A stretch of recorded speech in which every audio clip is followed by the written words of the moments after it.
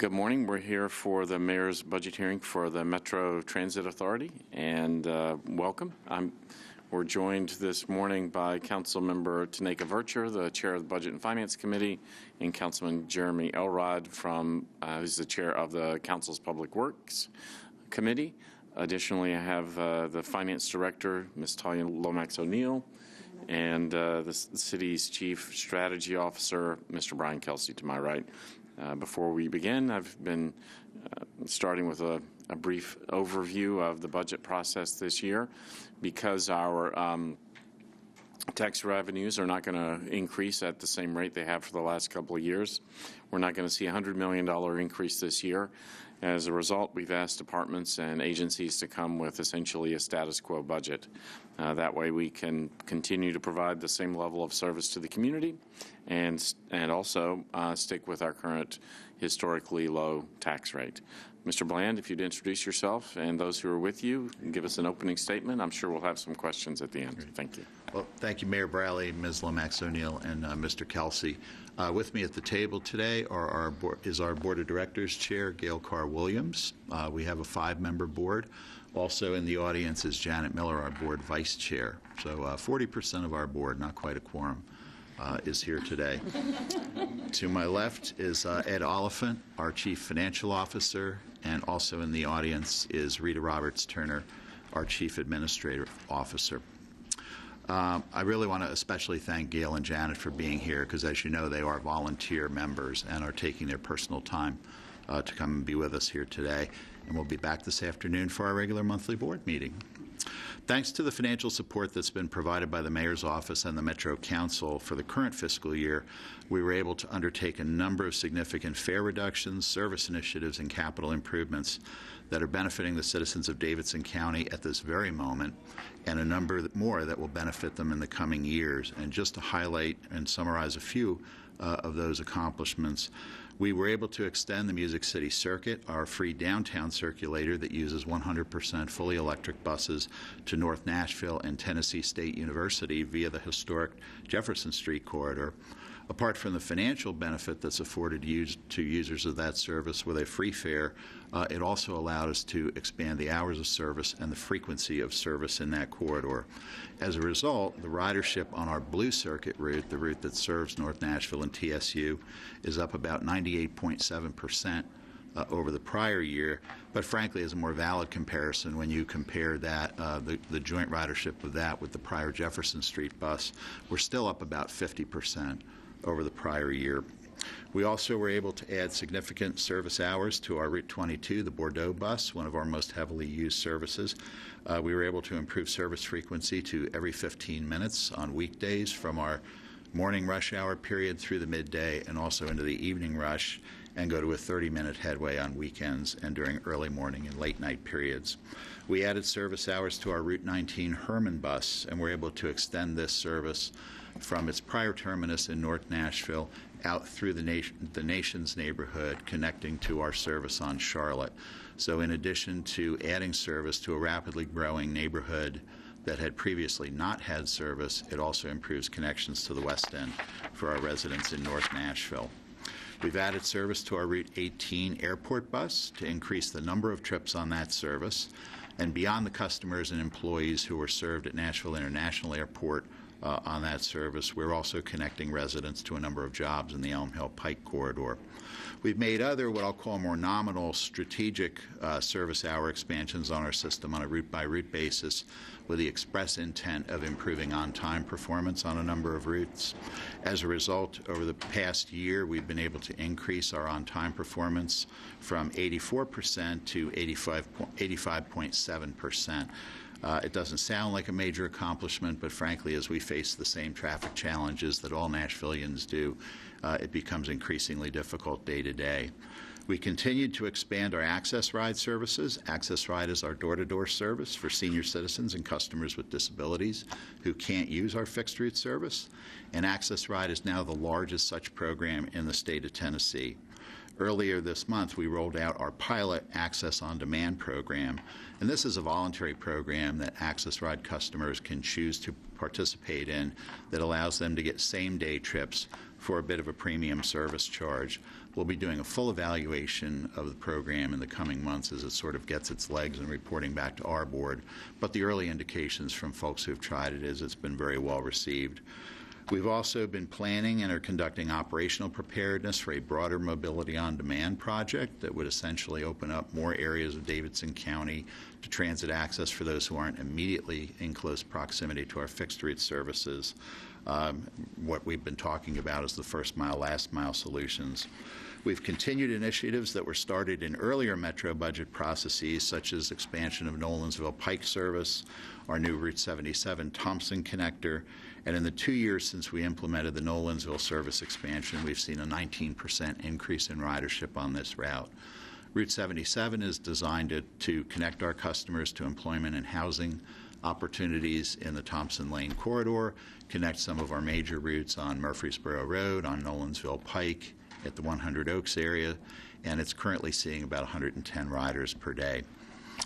Thanks exclusively to funding last year from Metro, we implemented free transfers on the entire MTA system. Prior to August of last year, anyone who paid a cash fare had to pay that fare any time they boarded an MTA bus. So even if they needed to take 2 buses to complete a trip, they paid that full fare every time.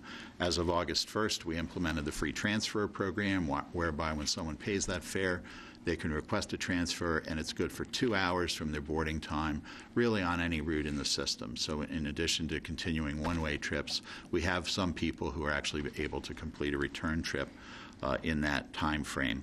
Concurrent with that change, the board also rolled back prices on passes and tickets so that we didn't see kind of a mass migration to cash. As a result of all of these programs, since inception, we've issued about 300,000 free transfers. We've also seen significant migration to our discounted day pass, which is up 13% in usage, and our 31-day pass, which is really the cheapest way to ride if you ride frequently, which is up 20% in usage. Through the public investment plan process, we partnered with the Homelessness Commission to provide free transit passes and other related services to folks deemed by the Commission to be chronically homeless. To date, we've issued 211 of these cards, and since the program began, 26,000 individual trips have been taken by folks enrolled in this program. In addition, through the Commission, we've engaged with the Tennessee Conference on Social Welfare to conduct a 3-hour train-the-trainer program with our training staff to roll awareness of homeless issues into our regular operator and supervisor training programs so that our line-level employees are better able to help folks access services that may be available to them. We're also partnering with Metro Planning on a travel demand management program. Metro Planning submitted a proposal to TDOT for funding of this program, which is specifically targeted at employer outreach to try to reduce the number of single-occupant auto trips. That program was funded. Metro Planning has been issued a notice to proceed by TDOT. They are staffing up, and we're working very closely with them in program design as promotion of our Easy Ride discounted pass program to employers will be a significant part of that issue. We continued our partnership with Metro Nashville Public Schools on our Stride Student Pass program, which is currently being modeled by a number of cities nationally. So Nashville really did kind of lead the pack in this. Each year we have about 5,000 Metro Nashville Public School students, both enrolled in Metro Nashville schools as well as charter schools, participating in the program. Clearly it's a benefit getting them to and from school, but because the pass is usable 12 months a year around the clock, we're also seeing significant off-school usage. So after hours, weekends, summers, to access opportunities, for instance, jobs they might get through the Opportunity Now program. Finally, on the operating side, we continued and enhanced our partnership with Metro Nashville Police to further assure and promote safety and security for our patrons. Through MNPD's secondary employment program, we've expanded the presence of our police force in the transit system. Over the past 4 fiscal years, we've increased spending on system security by about 75% and project we'll spend about $1.75 million on system security this year. Apart from the enhanced in-person presence that we see with our own security forces as well as Metro Nashville Police, we've recently completed a renovation of our Security Control Center at Music City Central, and that live monitors our 44 digital cameras in that facility. With respect to some advances in our capital improvement program, I know we're primarily here to talk about operating, but for us they are intertwined. We have consistently been expanding the number of passenger waiting shelters that we have in our system, and in the past 3 years, we've increased the number of shelters by about 2/3, from 137 3 years ago to about 230 today. As a result, half of all transit boardings in Davidson County take place at a stop that has a shelter in place, and we continue to work with entities like Public Works in placing more of these facilities.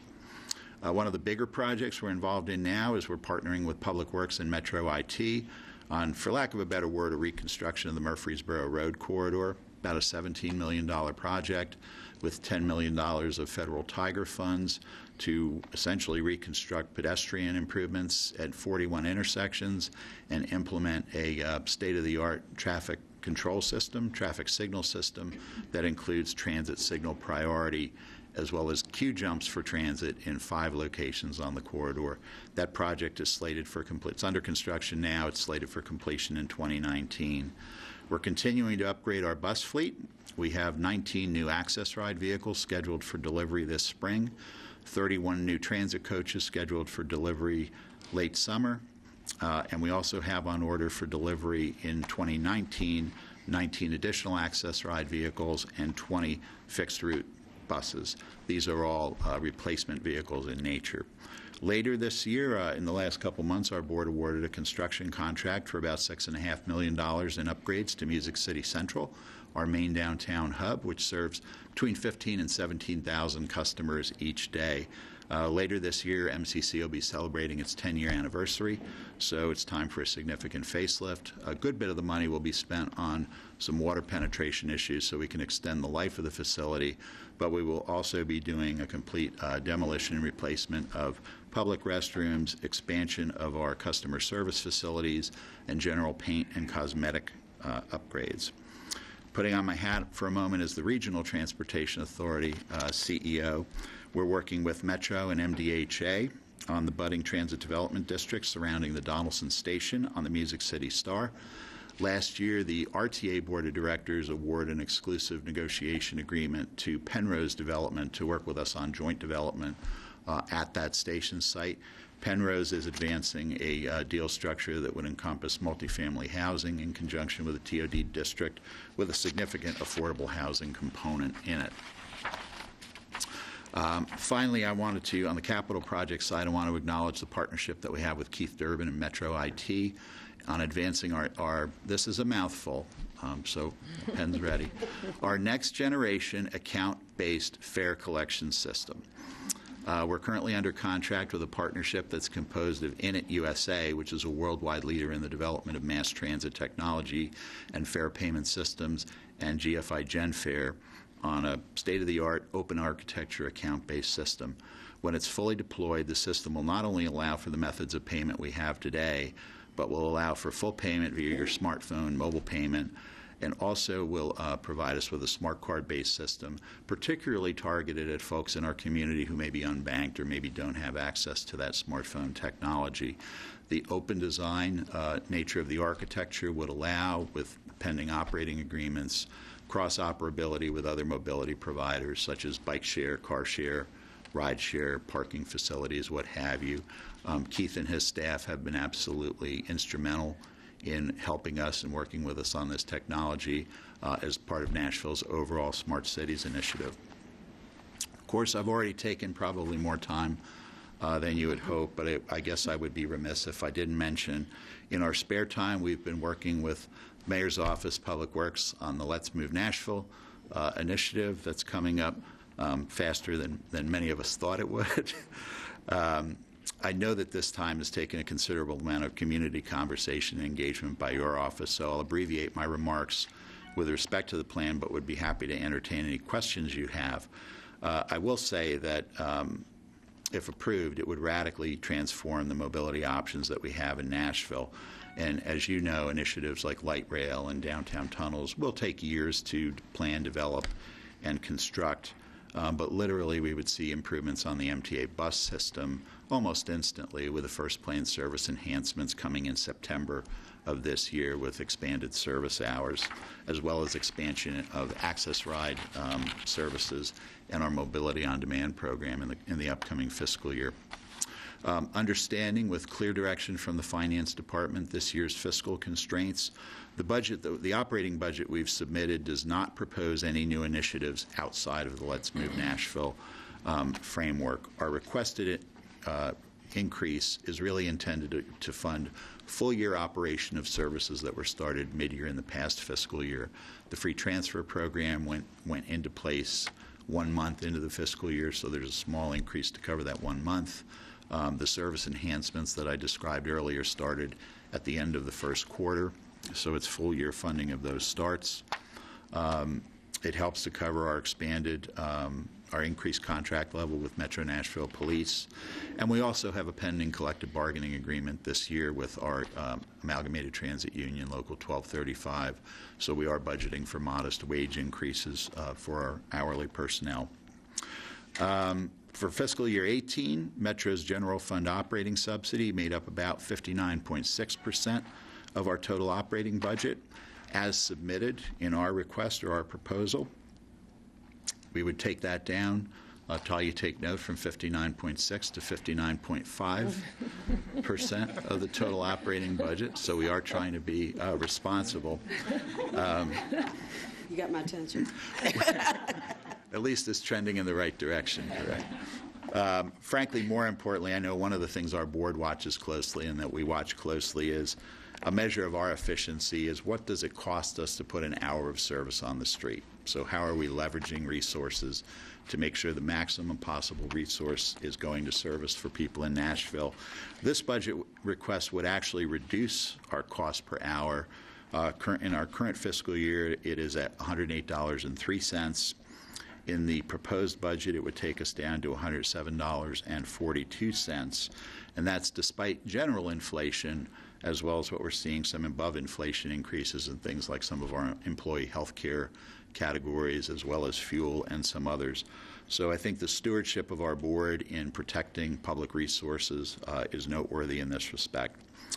Mr. Mayor, we know that you were very actively engaged in the transit discussion. I know personally of your engagement in it in your prior role on Metro Council. We look forward to working with you and your staff very closely, both on the Let's Move Nashville initiative, but on our general provision of services. So thank you. Sure. Talia? Okay. I've just got a couple questions. And I always ask this, so you guys won't be surprised by this question. Just a short discussion around what your revenue assumptions are, state, federal, and fair revenue, just generally speaking. Sure. You have the sheet right there.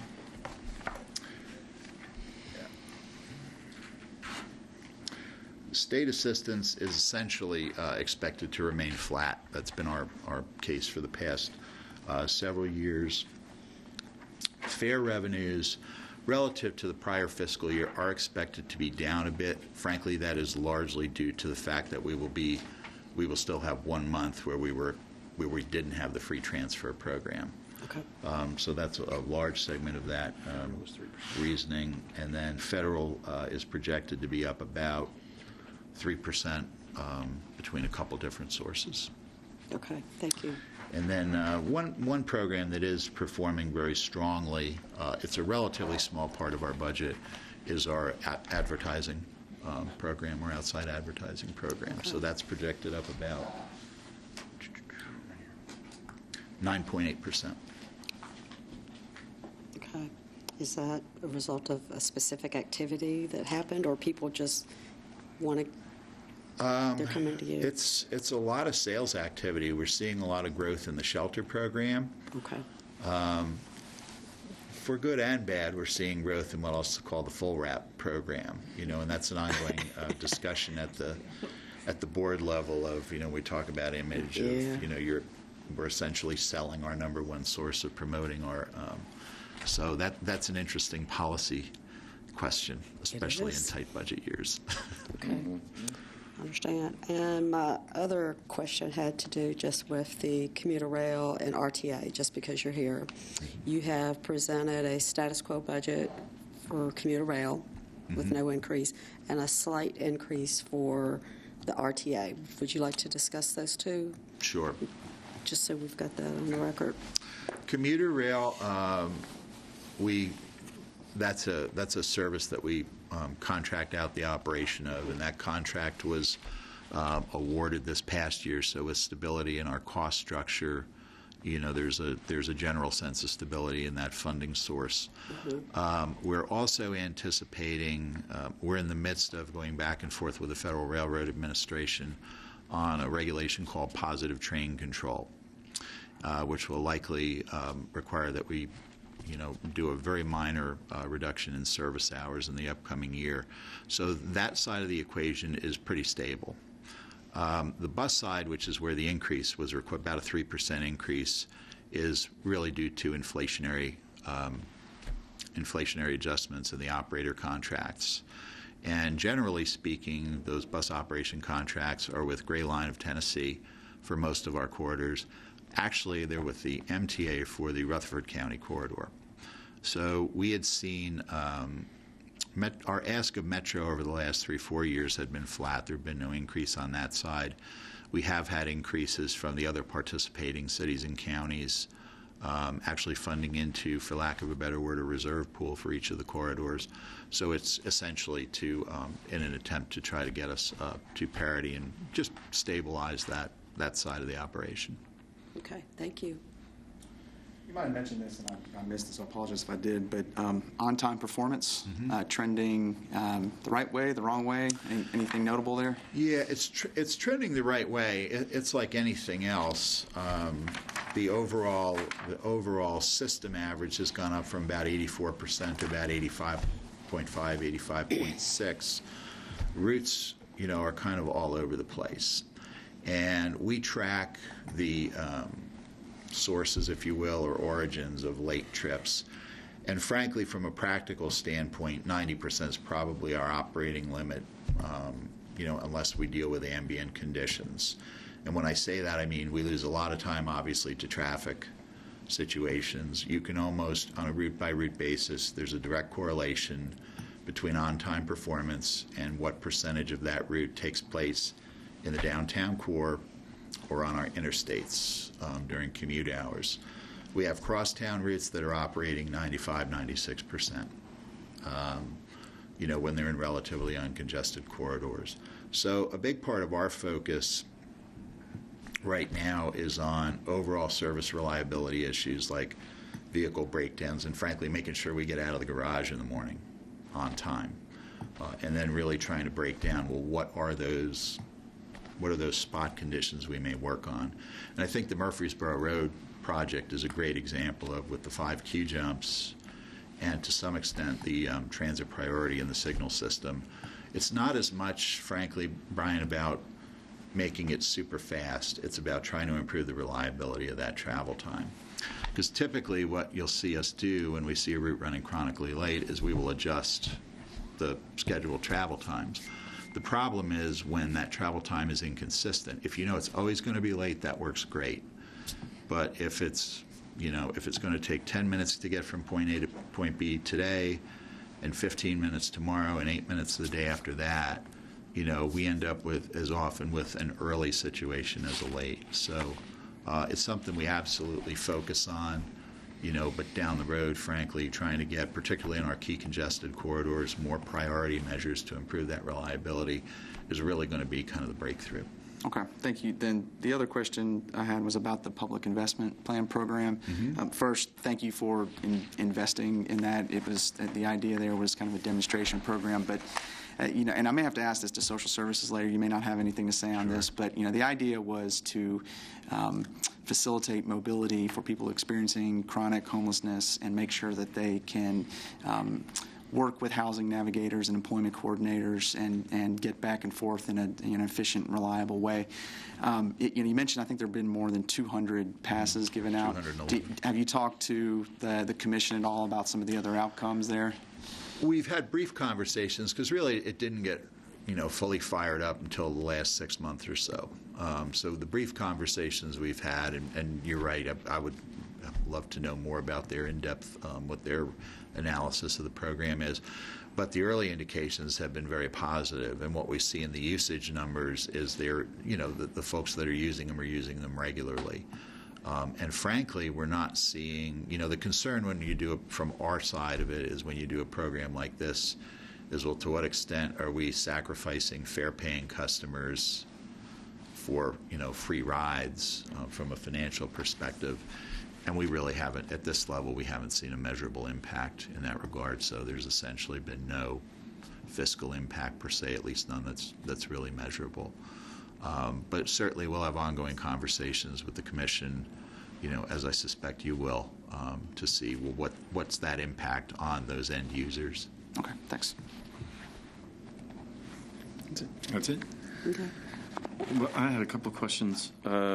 Well, a comment and a question, I guess. So the next generation account-based fee collection system card, because I assume a person will be able to purchase a card. You'll be able to get a chip card, proximity card, or you'll be able to use your smartphone. And so with the chip card, is that going to, are we talking about integrating that with the library system so that it would be a library card and other government agency? It could very well be. It's an open architecture system. So the design of our system, and that frankly, again, is where the partnership with Metro IT has been really key and very successful.